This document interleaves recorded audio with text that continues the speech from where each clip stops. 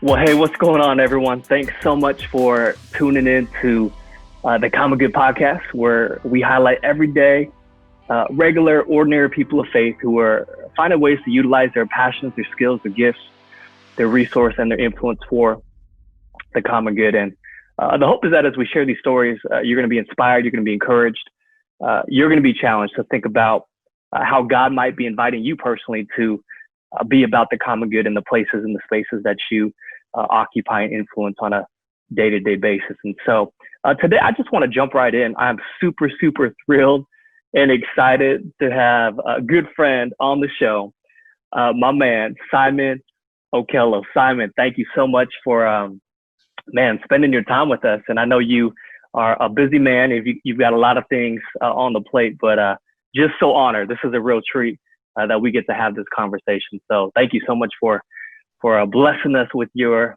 time. Thank you. It's a privilege to be with you today.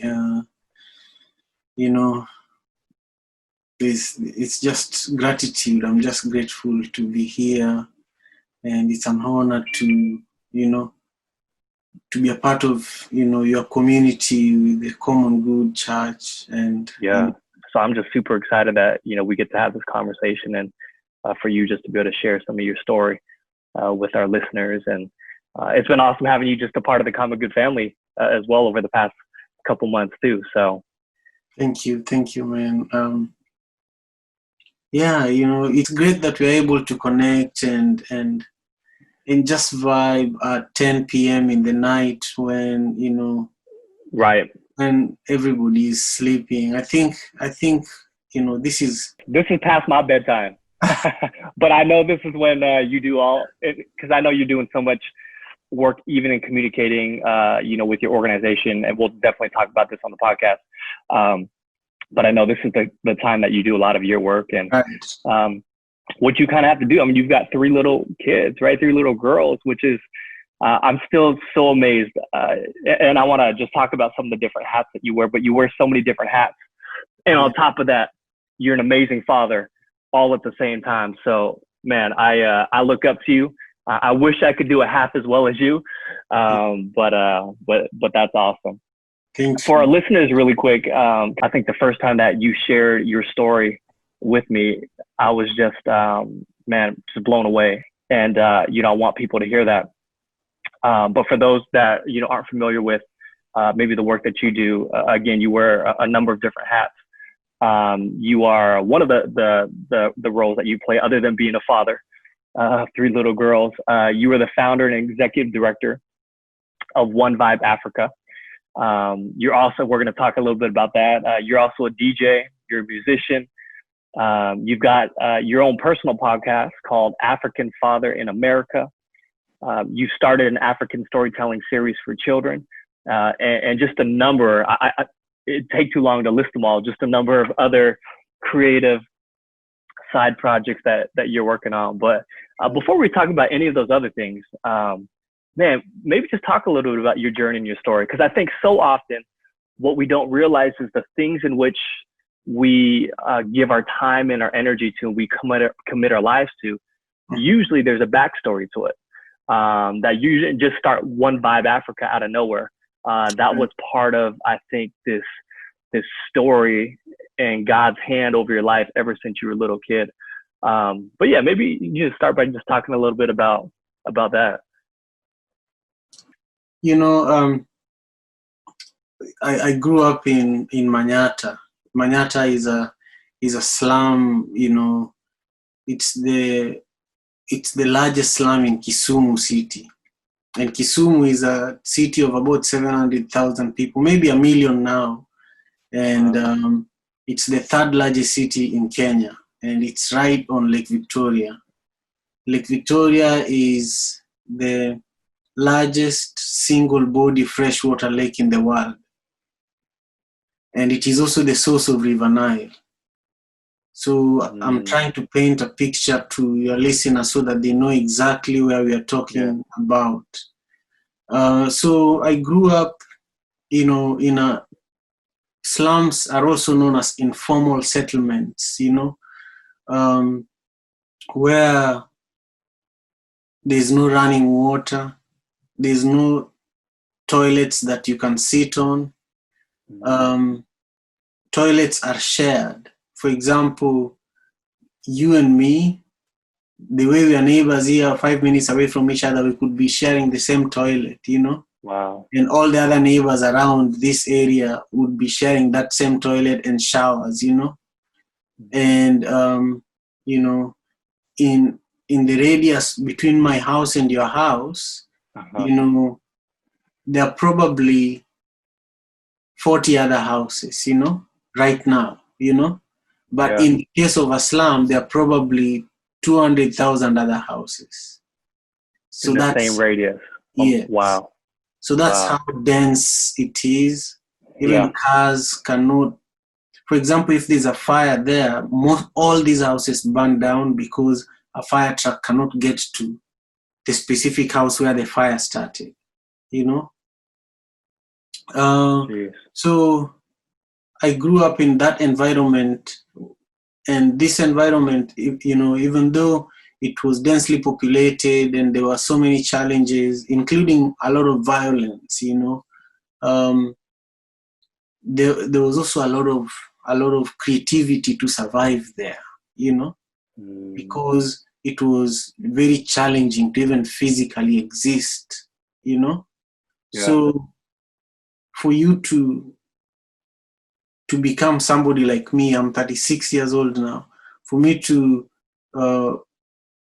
reach where I am is almost a miracle, because there are many people that I grew up with that passed on before they were even 30, 25, and those who have survived, a lot of them, are mentally challenged, or their living conditions are not.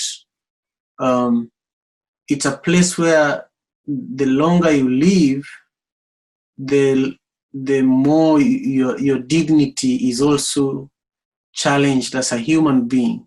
This is also one of for me, as somebody who speaks out against social justice, it's also one of the unjust situations that the world should not continue seeing other human beings living in deplorable conditions, while others are living have 6 houses in different parts of the world. They have a yacht, they have helicopters. It's just unjust, I don't think even God wants to see that type of disparity amongst people, So that's why I'm always doing work that can bridge that gap. My work in this community, I lost my brother to violence. I lost many people to these same challenges I'm describing.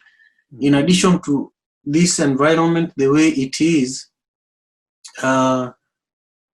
also there is disease, like in the 90s, HIV was the region. Kisumu was the city that had the highest HIV prevalence in the world. Children as young as 12 years were becoming heads of households. How old is your oldest son or daughter? My oldest son just turned 11, going on 12 in a couple months. So imagine your son has become the head of the rest of your family because you and your wife are gone because of HIV. That was common. And in fact, today I was reading a post from a friend of mine who has an orphanage like my mother. My mother had an orphanage from 1997 until 2013. Yeah. I was reading a post from another woman today in my hometown where her caption was describing the picture that she had shared. And in the picture, there was a little girl who was 14 years old who had a baby, And this 14-year-old child was in an orphanage and somebody impregnated her. So she's 14 and she has to start her own family, Yeah. So it's incredibly, I can go deeper into specific areas of how challenging it was, but I have to also say that there are not only people like me who have made it out of the slum, there are people like me who have made it out and they're doing nothing about changing the slum. There are many people that they succeed, they become doctors, professors, lawyers, Yeah. politicians, and they go their way. They're probably just in the same city, but they move to the suburbs, or they're in the same country, they've moved to, um, you know, a different city, like the capital city. But for me, my mother has been my inspiration and the reason why I have continued being of service to my community there. Yeah. And naturally, that affection with the community and just checking in with people, making sure everything is working, has made it a natural transition for me here in Seattle, and I'm becoming more useful to communities here as well. So, Right. it's just a lot of the time I say the work I do with One Vibe is God's work because of how it changes people's lives, Right. and Right. how it opens people's eyes. In the process, it does exactly the same to me, Yeah. That's so Uh, good. yeah. That's so good. I want to get into One Vibe a little bit, but before that, I remember when you were sharing a little bit of your story with me the last time we had spoke a couple months back, and you touched on this, that your mom had an orphanage, and Right. you grew up like your house, your compound. I think if I remember correctly, Mhm. your mom turned the compound in which you guys lived in and occupied, in which she raised you, Mhm. into an orphanage to serve the community. Like, talk about that, because then I remember like that became a very formative time for you, right? Because essentially you grew up as a young boy caring for these kids in the orphanage. Right. That's exactly correct. And so our home, Yeah. like your place where you live now with your parents and everybody, Right. uh, you know, slowly by slowly, it started with meals, Sunday meals. My mom, again, I was saying earlier that HIV/AIDS was prevalent in my hometown. So my mom worked in the local hospital and she saw um, people that were dying, and she knew children who had lost their parents in the community. So on Sundays, they would make food along with other women in our community. But our backyard was the place where these kids were fed. Wow. So, as I was saying earlier, living in the slum, just that environment alone strips you of your dignity as a human being, because you have no toilet. You're living in an environment that is not fit for a human being to be living in, but you have no other option. And so these children that were left to fend for themselves, and as I was saying earlier, some of them were as little as 12. I was saying today I learned about another one that was 14. These kids are abused, they're beaten up, they're violated throughout the week. Then on Sunday, they come to my backyard where my mom and women in the community and us, we serve them. We are the ones who are working. But as kids, we did not know exactly what was going on. We knew that every Sunday we eat together with all these other kids. And those kids are also some of the kids we play soccer with, but we don't know that they're orphans, but our parents know their situation. So we're just thrown together and we're told, today, this is what you're going to do. Today, this is what you're going to do. Yeah. So over time, some of them started staying in our backyard overnight. Wow. But it just came naturally, because sometime even before they formally began staying, they would spend a lot of time, spend one night, then they ended up spending a week, 2 weeks, a month, years. So in my mom's, the home where I was raised, it was a large rectangular space, and how many, I'm trying to figure out how best to describe it for you. you see the Starbucks, the drive-through Starbucks on Masa Island, the drive-through Starbucks on the north end. Yep. You see its compound, Right. its size, including the parking lot, where Drive through. the drive-through. So imagine 2 times that, okay? So Gotcha. our compound was double that size. Wow. And inside it was our house. And then we had an L-shaped building that had 12 different rooms. In each room, a family rented, and then they subdivided the room into living room and bedroom and kitchen. So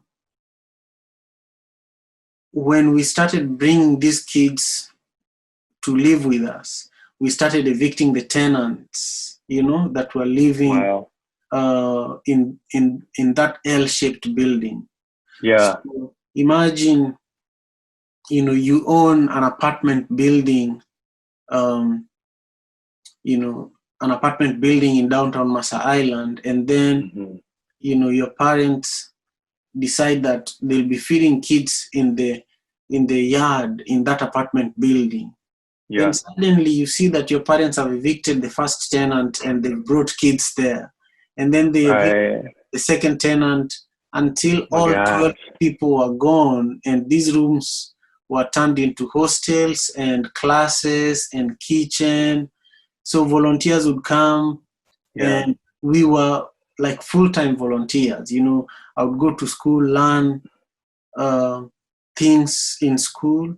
Then sometime I would not eat until I feed these kids in our compound, Jeez. I feed them the knowledge that I received from school, If you learn something in math, you're told, okay, why don't you, today you are the tuition teacher, teach them to learn, or this is the homework they have, help them to figure out the homework, then you can eat your food, So it was a militant type of lifestyle, I see. Work hard, you had to survive from very little, and you still had to excel, you had to be competitive, from when I was 8 years old, my mom bought, my mom, by the time I was 8 years old, my mom was already an entrepreneur, and I borrowed this entrepreneurial spirit from her. She was the primary supplier of bread and milk in our neighborhood, but she worked for years. She started vending things along the street. Like right now, One Vibe is doing a campaign to raise seed money for 500 women who sell food stuff on the streets in Kenya, because they've been disproportionately impacted by coronavirus. Just like businesses here, imagine women who live in the slums I was describing to you. They feed kids just like my mom used to feed kids. Coronavirus has made it so that the government in Kenya has imposed a curfew for the last 2 months. So many people are not working, but they still have to eat. So they go to these women, they're given food. And so these women have a list of people who owe them money, but nobody can pay. So their businesses are collapsing. So we are teaming up with a lot of people to help them out. But I'm saying this to just describe to you how my mom was one of these women, but how she grew her business over years because there was stability those years. And because she was extremely entrepreneurial, and she started a shop, and the shop grew to a distribution where she would be, she would bring like a truck full of milk. Then we would distribute it within a day. The next day, another truck full of bread, another truck full of milk, And so from when I was 8 years old, I had a bicycle, and by 2 a.m. in the morning, I was distributing milk and bread in our neighborhood. By 6 o'clock in the morning, I've already finished and collected the money. I shower, then I ran to school, And, yesterday, my sister sent me a picture of me and a relative of ours with a bicycle. And, I looked at that picture of mine. it's still on my laptop upstairs. We're having this conversation. I'm in the basement, but I was barefoot, and I looked at myself in that picture, and then it just gave me the courage to talk about these stories the way I am right now, because that's literally where I came from. And I'm not ashamed of it. I'm very proud of it, because if I don't speak about it, nobody else is able to tell these stories, And I think that is why God gave me the opportunity to be here to tell these stories, transform our community, but also to change the narrative of that community. And from, a lot of people say, if you're from the slum, you can only be a thug. If you're from the slum, your lifespan is very short. If you're from the slum, you can't be a good father. If you're from the slum, you're given so many labels, Right, yeah. But we are showing that every human being has unlimited potential. And, as long as you believe in why you are here in this world, you are the only obstacle for yourself. Wow. Yeah. That's so good. That's so good. Man, I got to ask you, I mean, with the circumstances that you grew up in and that surrounded you, like, what was it for you? Because most of our listeners are people of faith. What was it for you that allowed you to hold on to your faith, like even in those times? Right. First of all, speaking of the audiences being people of faith, my mom was a very important church elder. And so a lot of women that helped create this orphanage were people from the church. Gotcha. And every Sunday when this orphanage was being created, we literally came from the church and started making the food for the kids, So a lot of the kids would follow us from the church, And even now, my mom is still extremely involved with the church. My father is still extremely involved with the church. But as I was describing my mom's history of being an entrepreneur, of starting this orphanage home, and in this orphanage home is also where One Vibe has our operation right now. But my mom, as I was saying, she did so many different businesses before she ended up creating this orphanage. And so her distribution business collapsed because she was putting so much money into the kids. Wow. And she could not wait for help to come for her. Yeah. So she was doing a business and feeding, and more kids coming, and Yeah. And so she's not only she's sacrificing her livelihood, her job, and then in addition to that, she was evicting tenants that I'm assuming were paying money to live there, all for the sake of helping. Right. Wow. It was a crisis. This is why you should watch Madaraka, the documentary, because she's also interviewed in that documentary. Okay. So for me, faith comes from watching her. Yeah. Because, she was a second wife in a polygamist marriage. In my culture, polygamy is legal. And in Kenya, polygamy is also legal. It's not a problem. So she was married when she was 16. Remember, I was telling you about this girl that was 14 when she had her first child, and I was learning about her today. So my mom was married when she was 16. My dad is 20 years older than my mom. And so in the course of her doing all these small-scale businesses, there's a day that she had traveled to a very distant market in a town called Homa Bay, along Lake Victoria. And on her way back home, she had gone there to sell second-hand clothes. When you take your used clothes to the thrift store down the street, it's taken to Africa, and people buy it there cheaply, So she was one of the traders that would go and buy these clothes and then sell it in smaller markets, you know. I see. She was involved in a Grizzly Road accident where a bus collided with a truck, you know, and everybody that was involved in the accident died, you know, including her. She was assumed dead, you know. So all the bodies were taken to the morgue, you know. But a few months earlier, she had found a job for her own brother as a morgue attendant in this morgue where all the bodies were taken. So her brother just spent a lot of time with her body and noticed that her pulse still were on. Oh my gosh. So she was taken to the ICU. You know, if you look at those pictures, all her limbs were broken, you know. And even now, you know, she's delicate. You know, she rose up from this. She got up and she worked hard for years. But now the struggle, the weight of all of this struggle is weighing down on her. You know, she's just in her early 60s, but you can think she's in the 80s because of how difficult her life was.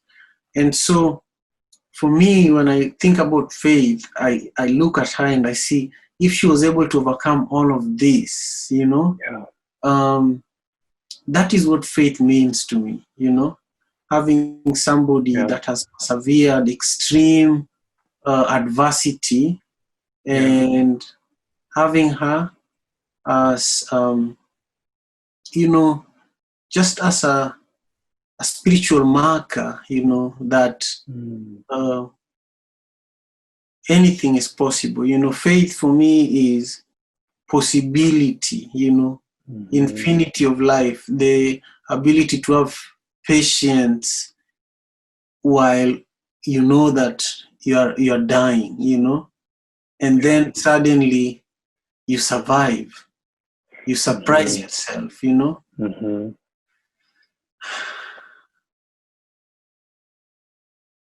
So, and sometimes you think you've done it, but God has done it for you, you know. Right. So, my gosh, yeah.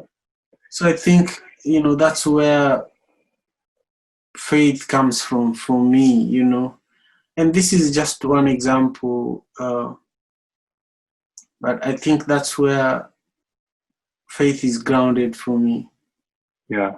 Because, you know, there are so many stories in the Bible that give us examples of people that went through a lot of adversity before they were able to achieve the goal that God had brought them here to achieve. And so then a lot of people learn from that individual.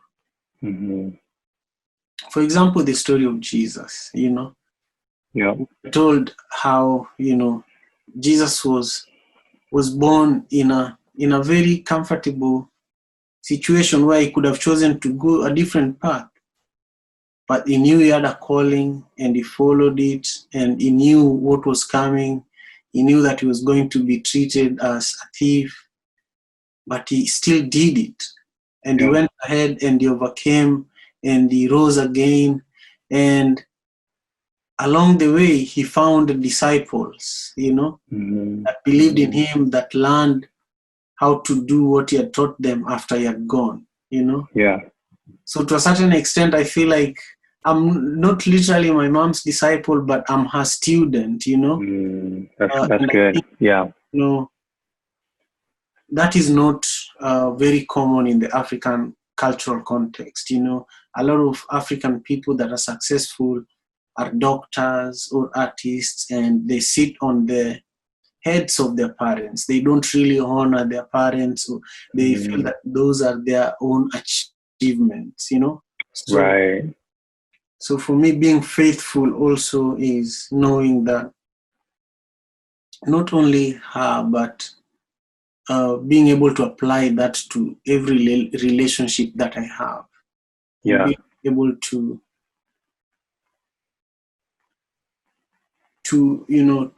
understand that, am I being truthful and being honest to this relationship, even if Right. it's the relationship with my children. I have Yeah. to ground it from that place of faith, that am I treating her like I'm treating my mom, or am I Right. Right. like my mom would treat me. That's Yes. good. That's good. I mean, I think it speaks so much to, we oftentimes, especially I think here in America, like faith is such an individual thing, right? And I think that's partly because we live in this westernized individualistic society, right? Where it's all about the individual and our own effort.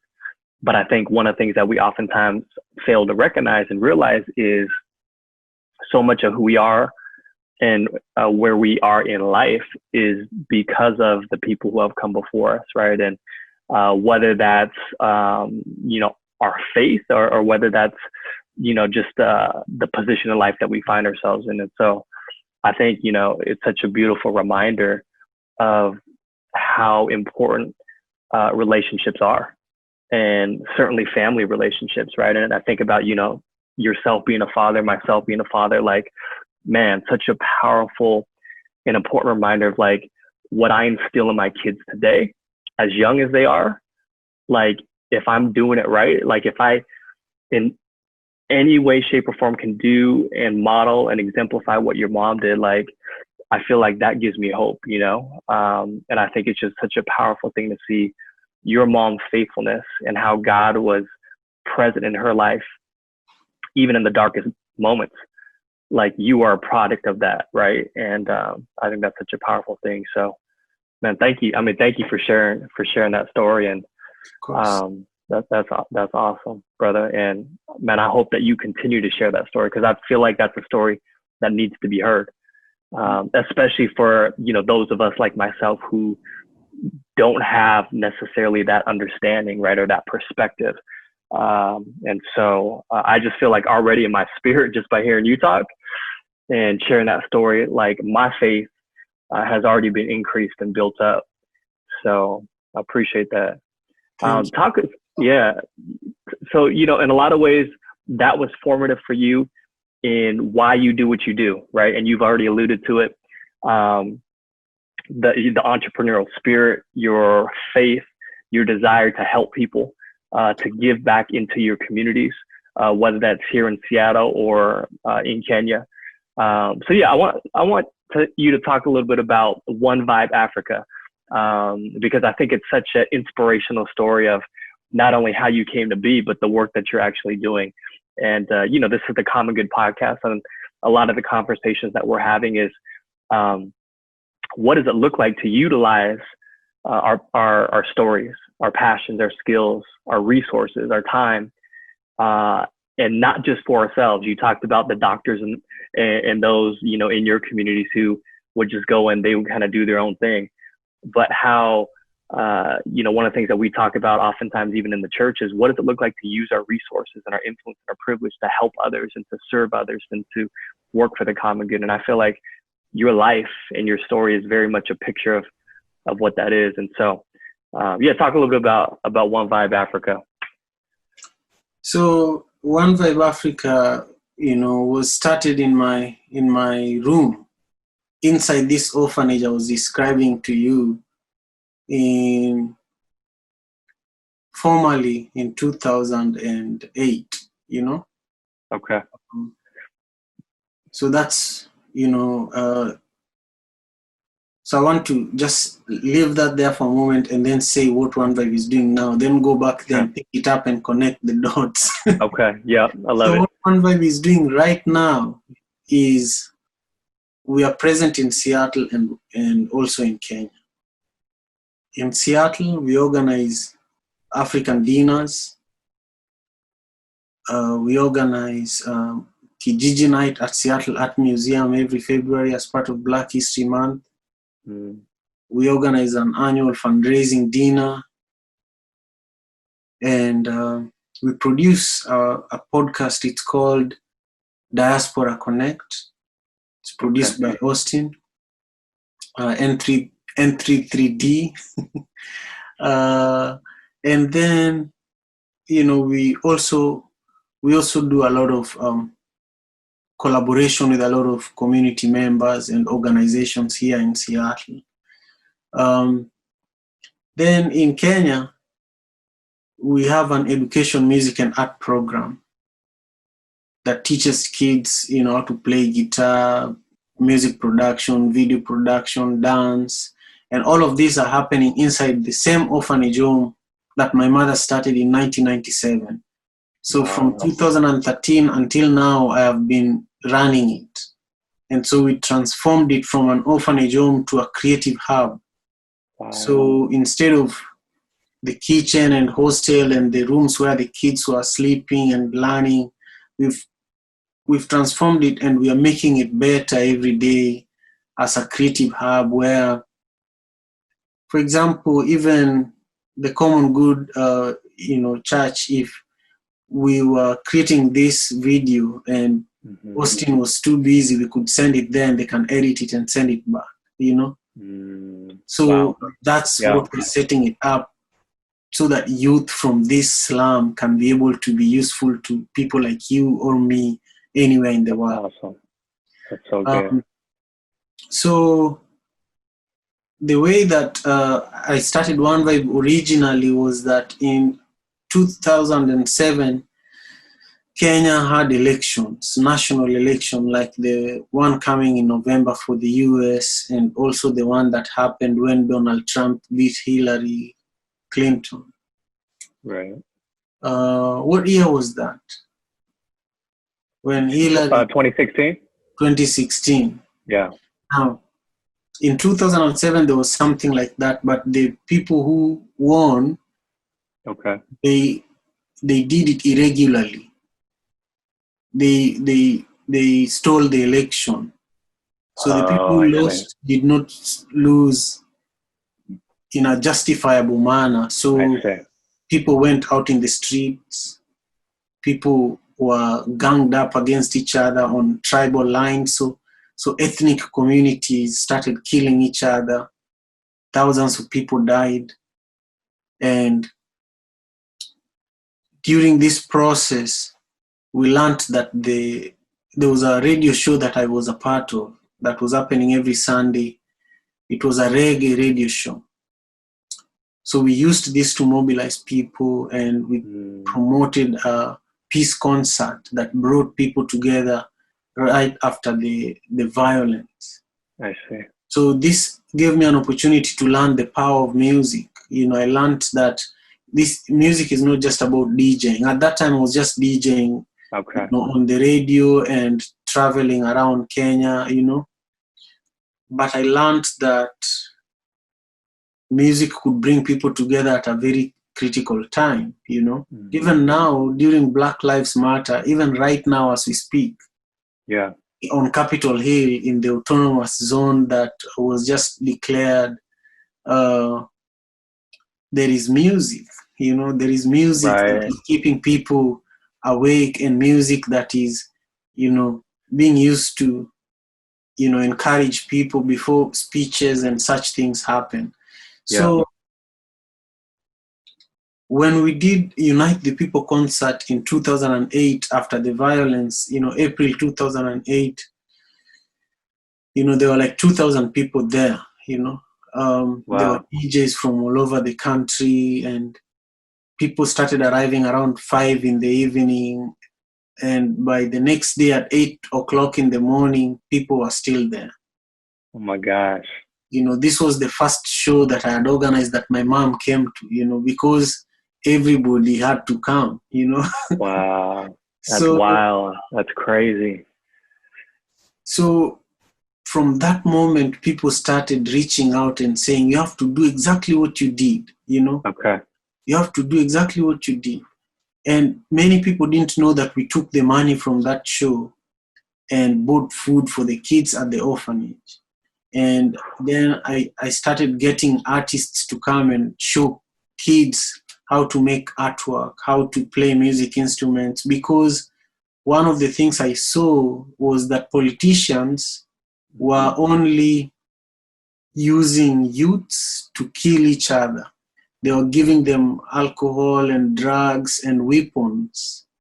So I started replacing those things with music instruments, headphones, recording space, and famous musicians that they look up to, that they can't believe that these people come to the slum and they come to the One Vibe space. So they're like, wow, our community is now amazing.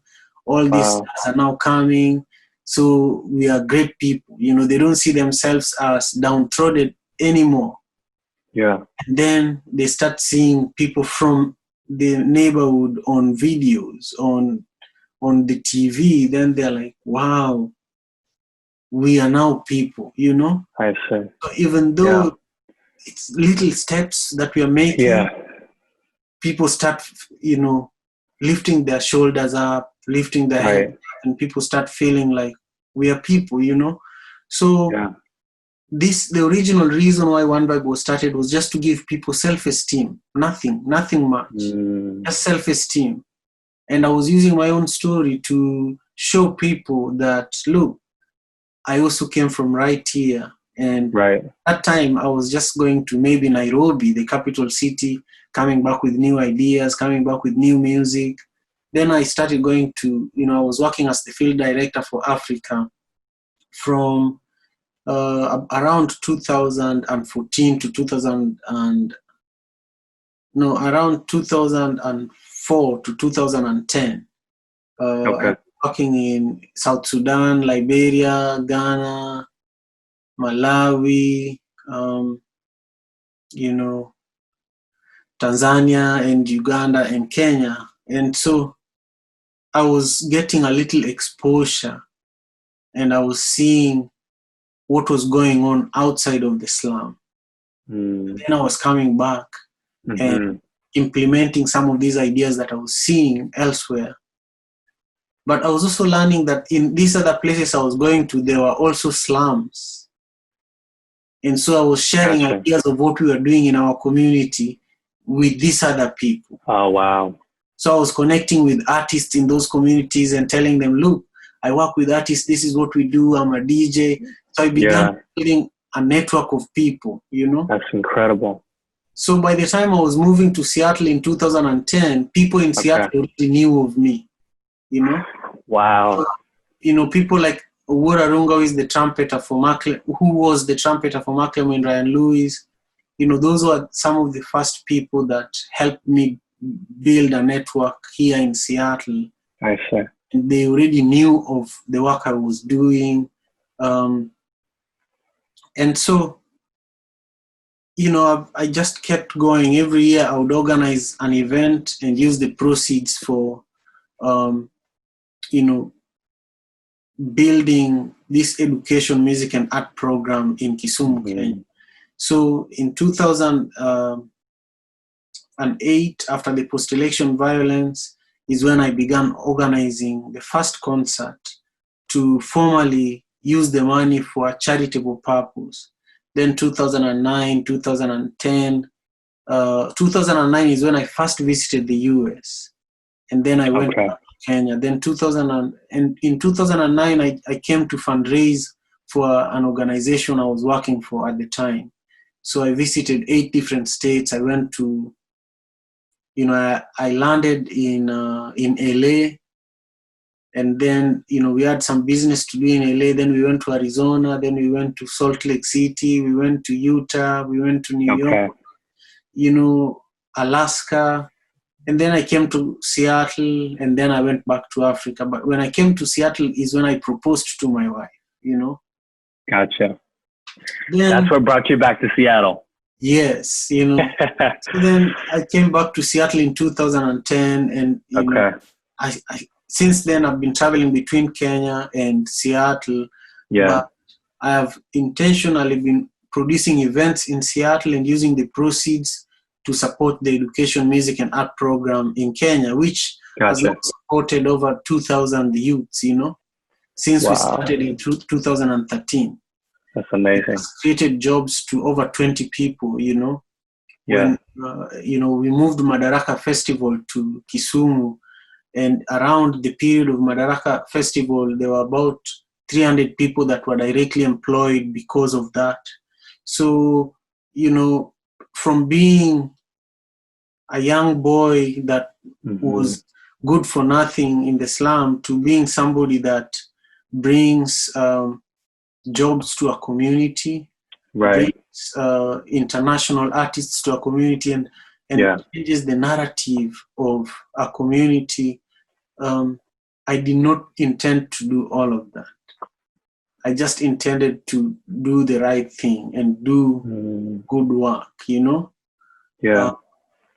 So now where One Vibe is going is that, we are restructuring One Vibe a lot so that we simplify it, because we've been doing it for around 13 years. Okay. So I'm reducing the amount of time I'm putting on One Vibe, the nonprofit side. I'm putting a lot of energy on One Vibe Media, which is a new focus of mine, and it's a for-profit business that I'm building up so that I can have my podcast under it, the African Father in America podcast. I can also help other businesses and other nonprofits and churches with social media strategy and leadership development and such things, So that is the future of, like the immediate future of One Vibe. But the ultimate goal that I've always had with One Vibe is to be able to take this, the blueprint of how to transform a community using art, right, and technology. So take this blueprint of the education, music, and art program to other communities that need similar programs. Remember, I was traveling around Africa. I was learning that there are other slums around Africa facing the same challenge we were facing. So I'm in talks with different people that we can replicate this idea in their communities. Gotcha. So that is where I am with One Vibe. Wow, that's awesome. So, I mean, it's so many layers, and it's just amazing to see how just you being faithful and stewarding the things that God put in front of you, how it's just continued to grow and to blossom, and just to think about the impact that you're having. Hey, to our listeners, to our audience, thank you so much for tuning in with us, and encourage you, if you enjoyed what you heard, share this out, subscribe to the channel if you haven't already, like it, comment. We'd love to hear your feedback. And until next time, stay safe, stay healthy, and we'll talk to you real soon. God bless.